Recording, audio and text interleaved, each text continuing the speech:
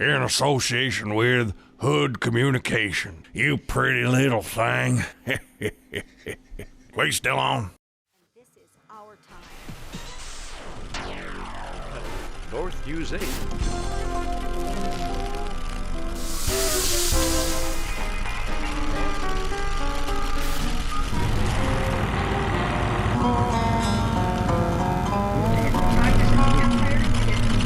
What they wanted to do was follow the play. He just pitched the World Series a couple years before that.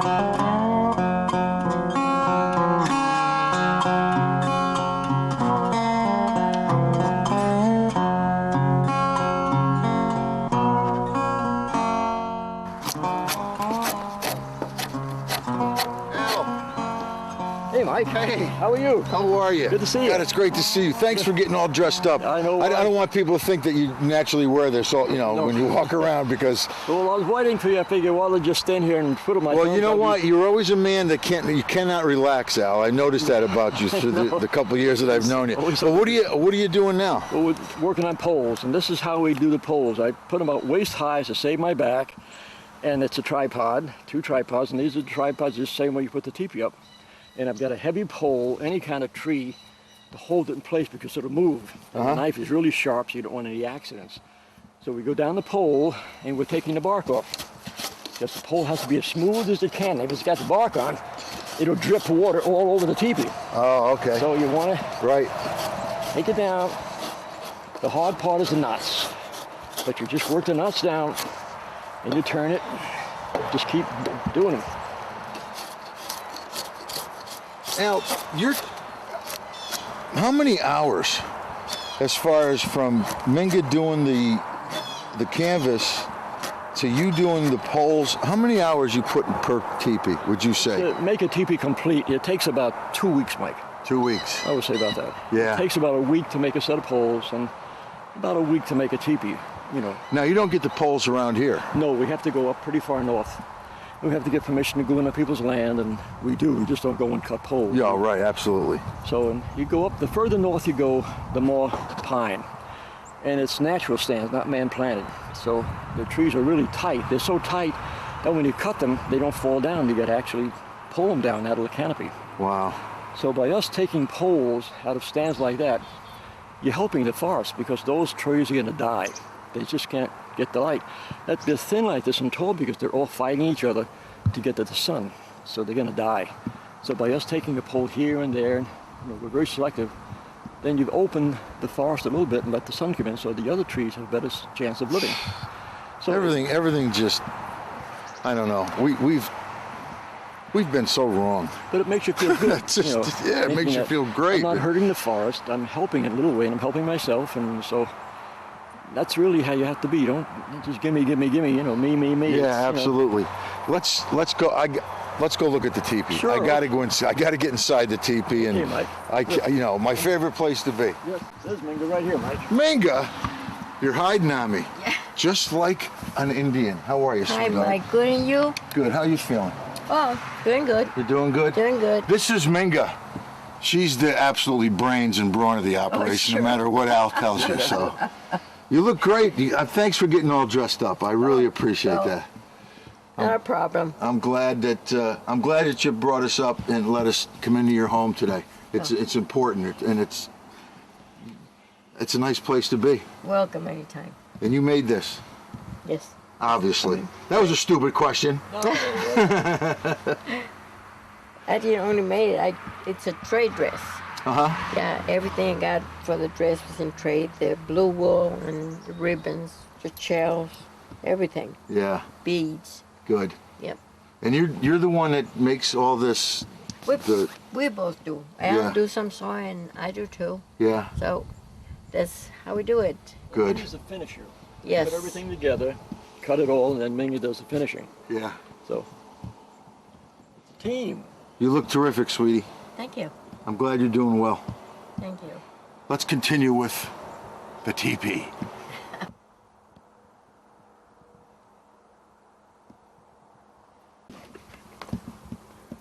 Thanks, Al. Oh, wow. Yeah, this looks great. Come on, Minga. My little Sue. This is what is her name? Yeah. This looks great, Al. Good, I'm glad you like it. God, it's nice and warm in here, too. You know, I forgot how warm they get. Oh, they're really comfortable. God. Well, Al, this obviously is set up as authentic as you can get. We try.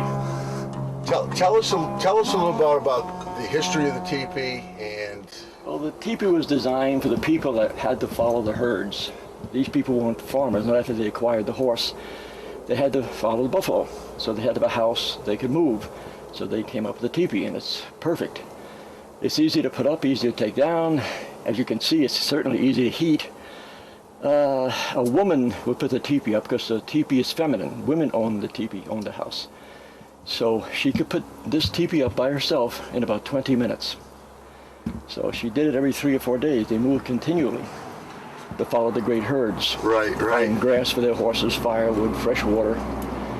But in the winter, they would leave the open plains and head into the brush country to cut the wind.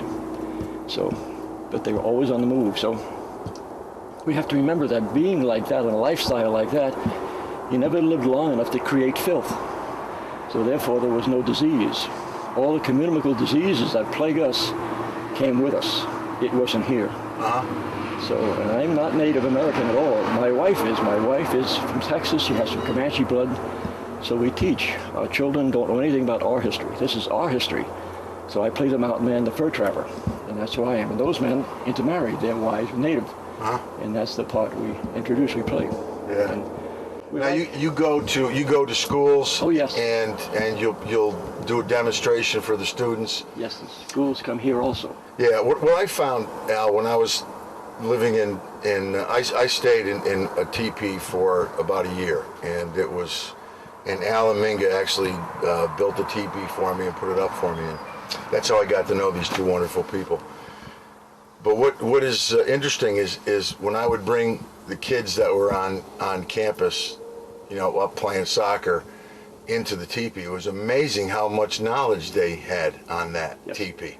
And I was astonished. I figured, kids, they probably didn't know anything about the Native Americans and their ways, but every time I asked them a question, they had the answer. So apparently they must have went to your class or your presentation. Which is really sad that European kids know more about our history than our children do.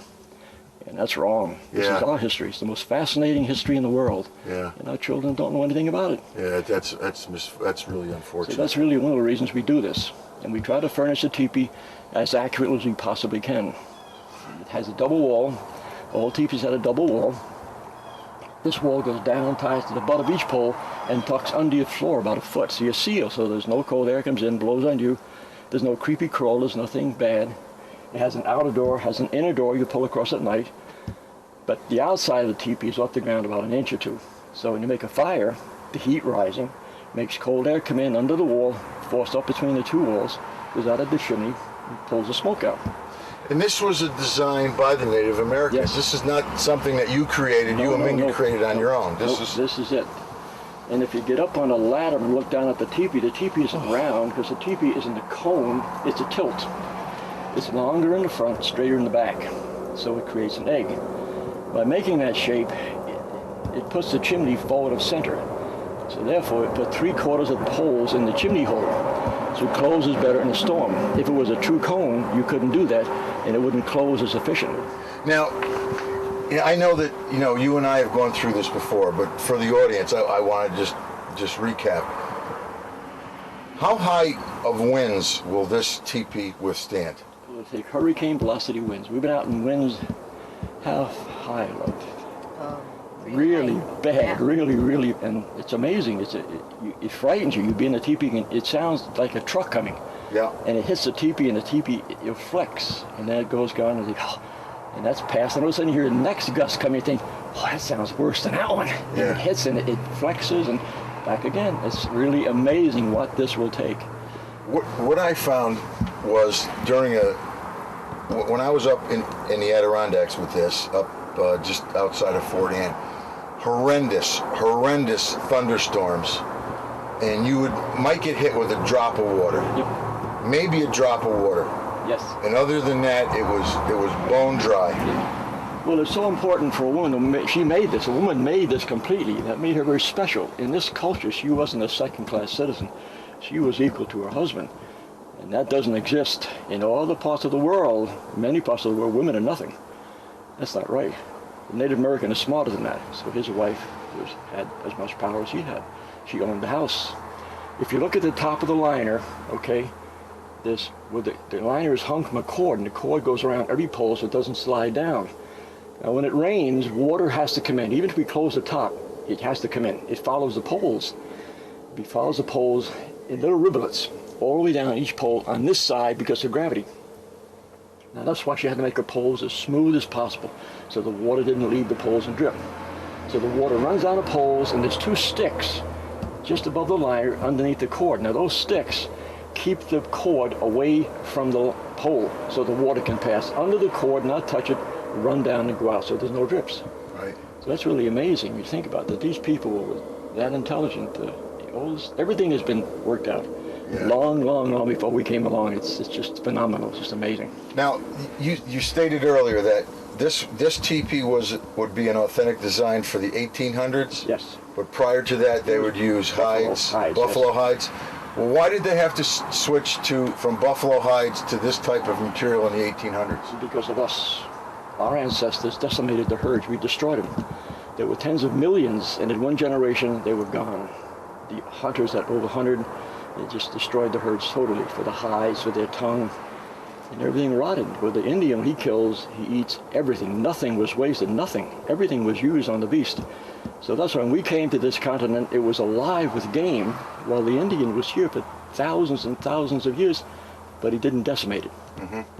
Remember Kevin Costner in one of his movies talking about the Native American. He's light on the land. We're heavy. So that's it right there. Right. So he lives with nature. He doesn't fight it or try to conquer it. He's part of it. You and Minga manufactured this entire teepee. From the canvas that Minga sews to the poles. And what type of wood are these poles, Al? They would have used everything. Out west they had lodgepole pine. I've had lodgepole shipped in because I want to see what it's like. It's like our tamarack or golden pine, the pine that the needles turn gold. Mm-hmm. Okay, that's very heavy. Okay, and lodgepole is like that. It's a heavy pine. They preferred cedar if they could get it, but they couldn't always get cedar because that's the lightest. I like balsam. There's a lot of balsam up here. Further north you go, and we use balsam fir. And that's a good pole. It makes a good teepee. It's light when it's dry, easy to manageable to handle, travel with it, and so it's really a lot of fun. Yeah, I noticed out back you've got some poles that are already being skinned. We're always working on poles. Now, would the woman also do that too, Al? Yes. So you're kind of breaking tradition by helping Minga out, right? As soon as we were on the reservations and times were changing, when she was putting up a teepee, if there was a man handy, she told him to give me a hand. Yeah. So that was it. You know, you talked about how quickly they go up. Yes. I was absolutely amazed. Now, this is the 16-foot. Yes. And the one that I have is 19 foot, yes. which is really too big. Yes. And you told me that. Yes. But I didn't listen. And I thought... Everybody thinks bigger is better. Absolutely. Absolutely. So I went with the 19. But it was amazing how quickly you and Minga put that teepee up. It was like exactly 20 minutes. And we had a problem because, I didn't listen. I put it on a platform. It wasn't you, it was those people that made it for you. That was... Absolutely. And I put it on, the best way to put this is on the ground. Yes. And I put it on like a 3-inch platform, overextended the poles, the outside poles to the outside so I'd reach the ground. So I had a platform inside, which really was a huge, huge mistake. Yes. So you had to really maneuver the poles around. Yes. But it still only took you probably 25 minutes to put that up, which just amazes me how you did that. Every pole goes in a certain direction. Yes, there's a specific way to put the teepee up. Every tribe had a specific way to do their teepees. The Sioux, the Cheyenne, the Arapaho, they use a tripod. The crow, the Blackfoot, Mandans, they use a quadrupod. Well, the quadrupod slips. It's not as strong as the tripod. The tripod is better, so we like a tripod. So our teepees is a cross between Sioux and Cheyenne. Okay. For that reason. The Okay. Cheyenne like the long extension on their smoke flaps and a lot of different things, but they were pretty close. Yeah. Now, why wasn't the teepee popular in this area? Well, because these people were farmers. They didn't have to move. They stayed in one place and tended their gardens. They couldn't leave their gardens or the animals would come in and devour it. Right. So they had to be there. So the Indian out west didn't. He followed the great herds. Before the horse, of course, he did garden. But after the horse came with the Spanish, then his life changed completely. Then he became totally into the hunt, following the buffalo. So, and that lasted for about 100 years, and then it was over. So the Native Americans in this area would live in longhouses? Yes. And they were a permanent structure, Yes. right? Yes. Okay. Talking about the ventilation here, which there was a couple nights in when I was staying in the summer that during the day it was well into the 90s, and at night it was high 80s, high humidity. There was not one night when I stayed in that teepee that I didn't wake up with a cover over me because it got so cool because of the ventilation. It was like having central air. It was amazing. It was just absolutely amazing. People don't believe us when we tell them about these things unless they actually experience it themselves. They think we're full of it. We're trying to sell teepees, and we're not. This is the finest, one of the finest structures on earth. And I can vouch for that absolutely 100% because I wouldn't have believed it until I stayed in it. And another thing, I'm an avid cigar smoker, and I used to go at night. I'd have a cigar, and if somebody came in to visit me, you couldn't smell the fact that I was even smoking in there because the ventilation was so great. Now, a lot of things are happening now. I'm thinking back. Tell me about why you don't have to lock a teepee, because if anybody enters it, that's not welcome. That didn't occur in their culture. Within their culture, within their tribe, with those people, there was no theft. There was no murder, no rape. It was almost non-existent because after they were forced onto the reservations, and the people questioned these people, the old people. My wife's great-grandfather, who was full-blood, he lived to be 110. He was healthy. He wasn't an old man. He didn't die of old age. He had a hernia. Went to the hospital, had an operation, and he got up too soon to go back to work. It burst, and he bled to death. Oh, jeez. His last wife was in her 20s. Oh. I don't know how many, maybe I don't remember how many wives he had gone through, but Yeah. and he says his last child was 5. So I don't know what kind of stuff he was finding out in the prairies, but it was working. I guess it was. So, now, you also... Old 100 was nothing, 90 was nothing, and they were very, very healthy. They ate right, they were active. These people today have so much trouble because they sit behind a desk or they don't exercise like they should, and that's what gives us all the problems, okay? It's not what we eat, I don't think so much, it's we're not active enough like these people were. Right. Now, another interesting point that you made to me was about someone who enters your teepee without permission. What happens, or what can happen? Well, to be rude, it'd be, that'll be it. It just, it wasn't done. We go to camps and we set up, and people come, people just open the door and walk in.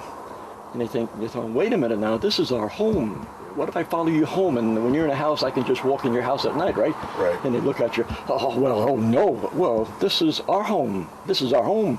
This is their home. You didn't just walk into their home.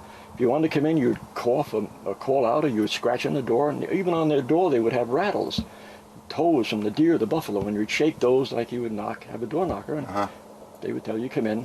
And they had rules of etiquette, and just like we do, manners, and if they were all sitting in here, people came in, I came in late, I would try and go behind everyone to my seat. If I had to pass in front of everyone, I asked their pardon. And, excuse me, I beg your pardon, because you cut the heat from the fire. That was considered impolite. They weren't the bloody savage. That's television. That's the stupid movies that we've been brought up on. It wasn't like that at all.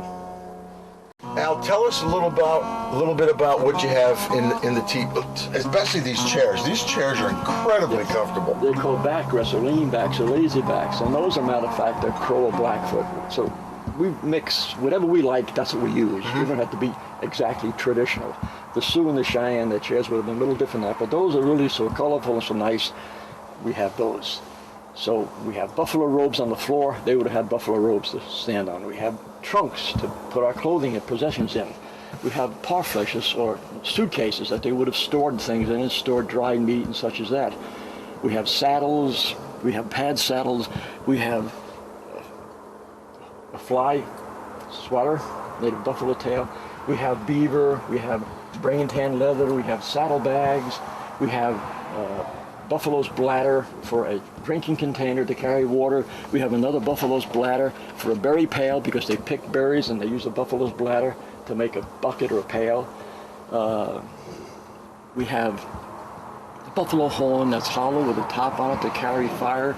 They would have filled this with buffalo dung or dried pulpy wood and put a hot coal in there and closed it. It would stay hot for hours, so they'd carry fire with them in a horn. And when they got to what they wanted to set up, they would always have some tinder in one of their bags, and they'd drop that hot coal in the tinder and blow, and they had fire. Oh, wow. That's something I never knew. That's, yeah. Well, there's a lot of things I don't know, but... Oh, we're all learning, always. I mean, that's what's fun about it. There's always something to learn. You never know it all. No, if somebody said they know it all, they don't. Yeah, absolutely. So, true. Now, the design that you did, I know that Minga did this design? Yeah, I pencil everything in and Minga would paint, okay? Okay. And we're Christian. We try to be Christian. So I have a cross in the center for Jesus, and I have 12 dots around the cross for the disciples who went out from Christ and spread his word.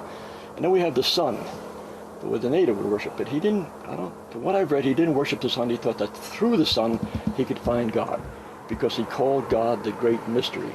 He didn't call God the sun. That's a misunderstanding. You know, when we came to this country, all the missionaries, all the people from all the different sects, the Catholics and the Baptists and the Mormons and the Lutherans and the Episcopalians, and the natives said, well, you worship many gods. I only worship one, because he misunderstood. Because everybody said, oh, we're the way, we're the way.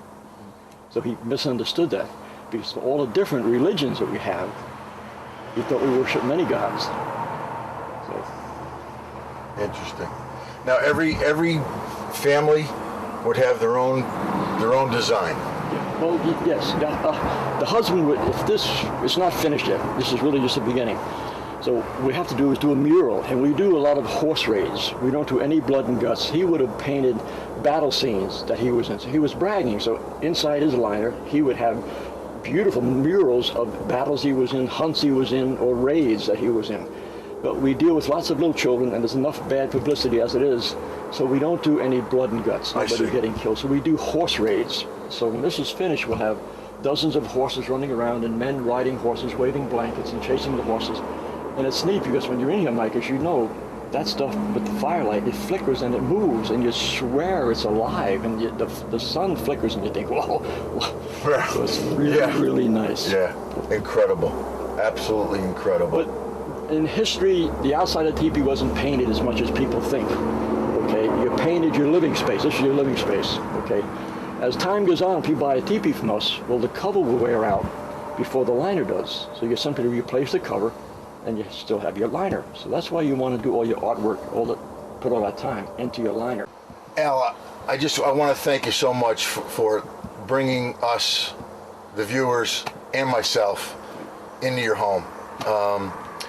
You know how special the teepee is to me, yes. And thanks to you, I've learned so much about it, and it's really become a part of my life. Well, the only reason we did this and agreed to this is because you're our friend. I appreciate that. Otherwise, we would not do this. I know that, and I thank you so much. Buffalo Days. It's in Broad Alban, right on 29. They're two of the nicest people you're ever going to meet. Al is probably more knowledgeable about the Native American culture, and especially the teepee, than any research I have ever done. So if you're thinking about a guest house or just a place to go and chill, give Buffalo Days a call. Talk to Al and talk to Minga. Thanks for joining us. This is AdkJourney. Thanks for tuning in, and stay tuned. And for all you guys and gals out there in uniform that keep us safe, you be safe.